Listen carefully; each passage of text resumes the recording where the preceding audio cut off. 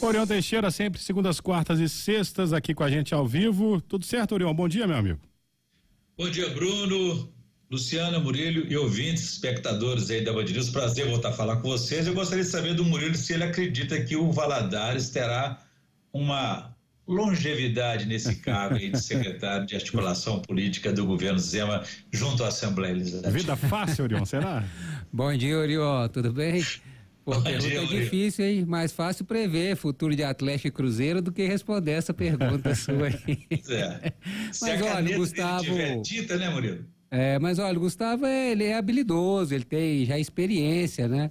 Aí na relação com os deputados, enfim, mas é difícil prever porque a gente não sabe também como que vai ser a recepção dele por parte do governo, né? Por parte dos deputados, acredito que seja boa, por parte do governo. Isso nós vamos ver com o tempo, né? Mas pergunta difícil. Se o governo seguir as orientações e a visão dele para essa articulação, pode ter sucesso. Mas a caneta dele precisa ter tinta. Caso contrário, vai acontecer o mesmo com os outros antecessores dele. Já foram quatro secretários de articulação política que já caíram por conta dessa incapacidade de fazer mediação do governo de Minas com a Assembleia Legislativa, né? Pois é. Exatamente, né? E caso não tenha tinta essa caneta, se ele vai prestar esse papel de ficar ali apenas, né, na representatividade sem poder efetivo, né? Como outros, né, aceitaram. Acho que não vamos ver o perfil dele, caso isso ocorra, né?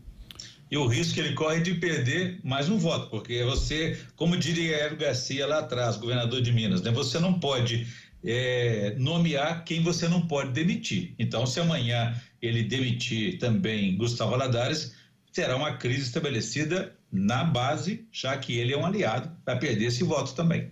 Pois é, vamos aguardar.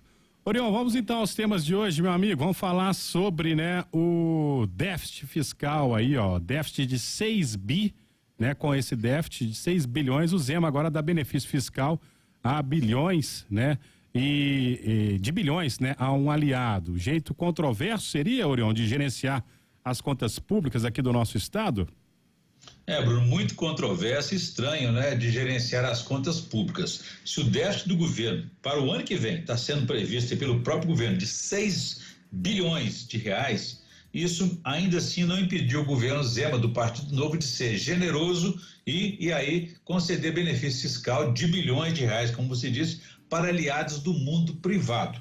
Com o voto da maioria governista na Assembleia Legislativa, foi aprovado ontem o projeto que renovou a concessão fiscal às locadoras de veículos naquela cobrança do IPVA, o Imposto sobre Propriedade de Veículos Automotores. Ao contrário de nós, contribuintes comuns, que pagamos 4% desse imposto, as locadoras continuarão a pagar só 1%. E mais, elas ganharão mais um benefício com a extensão dessa vantagem tributária na hora da revenda de seus carros. Então, nos próximos dias, o governador Zema vai dar o carimbo ali da sanção governamental. Um terceiro benefício para essas locadoras foi abortado pelos deputados no projeto original, que era o perdão, a anistia da dívida bilionária acumulada de 2017 até agora dessas empresas, aí na casa de R$1 bilhão.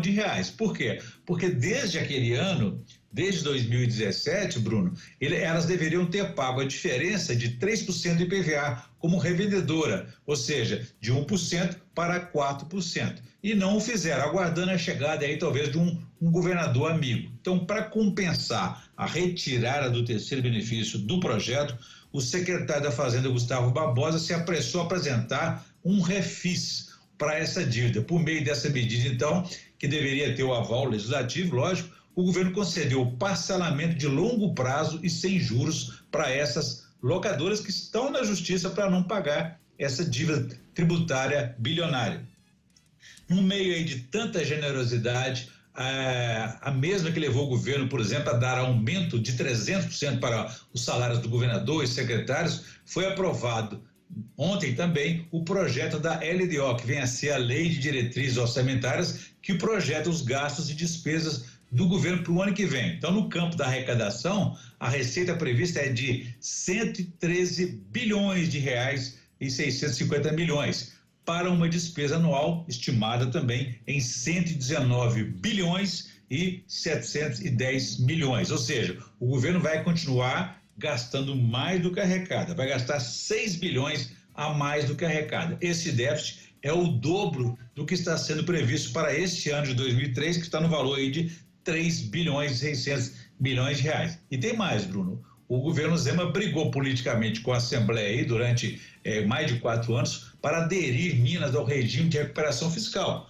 que é um programa federal para estados quebrados. Venceu a Assembleia Legislativa no campo jurídico com a decisão favorável do Supremo Tribunal Federal. E por meio dessa adesão a esse programa, a esse regime, o governo quer renegociar uma dívida de Minas com a União na casa aí dos 140 bilhões de reais. Mas essa renegociação impõe medidas duras, como privatização de empresas públicas, como a CEMIG e Copasa, congelamento de reajustes salariais e das carreiras. Então, aí a polêmica continua na Assembleia, porque a oposição ficou contra esse projeto, dizendo que era beneficiando doadores de campanha, amigos, aliados políticos, e os aliados do governo, os governistas, dizendo que com isso e com essa medida será possível manter, por exemplo, 12 mil empregos diretos no setor de locação, porque caso contrário não fosse dado esse favorecimento, esse benefício fiscal, eles iriam para outros estados, ainda fazem chantagem fiscal. Se não me der, eu vou para outro estado que vai me dar.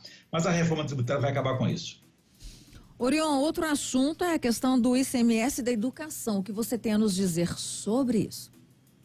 Luciana, agora o Procurador-Geral da República, Augusto Aras, entrou com uma ação no Supremo Tribunal Federal para que o tribunal declare que a Assembleia Legislativa se omitiu ao não aprovar o projeto de lei que aumenta o peso da educação na distribuição do ICMS para os municípios. Ele também pede que seja estipulado prazo a ser cumprido pelos deputados estaduais nessa votação. Sem a nova lei, as prefeituras mineiras e o próprio governo do estado estão impedidos de receber 160 milhões de reais em recursos extras pagos pelo governo federal para a educação apenas em 2023. Essa é a estimativa do próprio governo. Mas o fato é que o atraso de quase um ano é do próprio governo Zema, que não enviou o projeto para a Assembleia sobre o novo Fundeb, que é o Fundo de Manutenção e Desenvolvimento da Educação Básica e de Valorização dos Profissionais da Educação, que foi aprovado em 2020 e determinou que estados atualizassem a legislação estadual até agosto do ano passado. Dos 27 estados do Brasil, apenas o Rio de Janeiro e Minas Gerais não aprovaram ainda esse projeto. Então, a notícia agitou ontem e incomodou a Assembleia Legislativa porque ela se viu novamente envolvida aí num caso de omissão do Poder Executivo. Há 2 meses, o Tribunal de Contas do Estado constatou a omissão do governo do Estado na regulamentação desse novo Fundeb. E mais, apontou a péssima qualidade estrutural da educação pública no Estado. Esse relatório foi apresentado durante uma audiência pública na Comissão de Educação da Assembleia no dia 3 de maio. E de acordo com o conselheiro do Tribunal de Contas, Cláudio Terrão, a partir da visita a 34 escolas em 24 municípios mineiros, 75% delas apresentaram inadequações aparentes já na entrada da escola, do tipo 25% seriam ausência de identificação escolar e 15% falta de controle na portaria. Não é à toa, né, Luciana, que os ataques às escolas e alunos acontecem com tamanha facilidade em Minas como em todo o país. Outro problema verificado foi a falta até de papel higiênico em 75% das escolas. O que está ensinando para os meninos e meninas é uma agressão aos direitos humanos deles. Então, a deputada Beatriz Cerqueira, do PT, ligada à educação, apresentou o projeto, mas o governo apressou-se a apresentar outro projeto com o mesmo teor por meio de seu aliado na Assembleia Legislativa, o deputado Zé Guilherme. Agora, a Assembleia terá que votar a matéria em agosto próximo. Perfeito, Orion. A gente fica por aqui, você volta na sexta-feira, tá certo, meu amigo?